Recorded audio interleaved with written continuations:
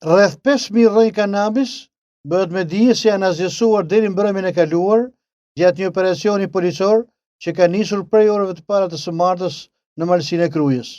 Aksioni është paraprir nga një verifikim i kryer në zonë nga helikopterët e Guardia di Finances, të cilët po ndihmojnë ende në identifikimin e sipërfaqeve të tjera me kanabis.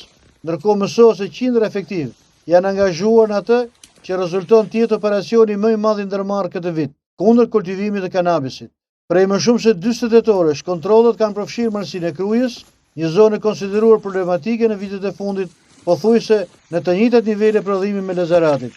Polici inkuadruar në 15 grupe, kryesisht në fshatrat përreth njësisë administrative të Çudhisë, rezulton të kenë zbuluar afro 100 parsela. Dhe deri me tani, të paktën 5.000 rrënjë kanabisi sativa janë azjesuar përmes djegjes. Kryesisht parcelet e kultivuara me kanabis kanë rezultuar në sipërfaqe shtetërore pa pronar.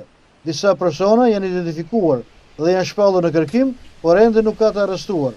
Rezultatet e plota pritet të bëhen publike në përfundim të operacionit. Ndërkohë, sikurse bëhet me dije, në ndihmë të policisë janë edhe 10 dronë inteligjent, të cilët bëjnë të mundur identifikimin në zonat të thella, ku është të vështirë lëvizja me mjete të tjera.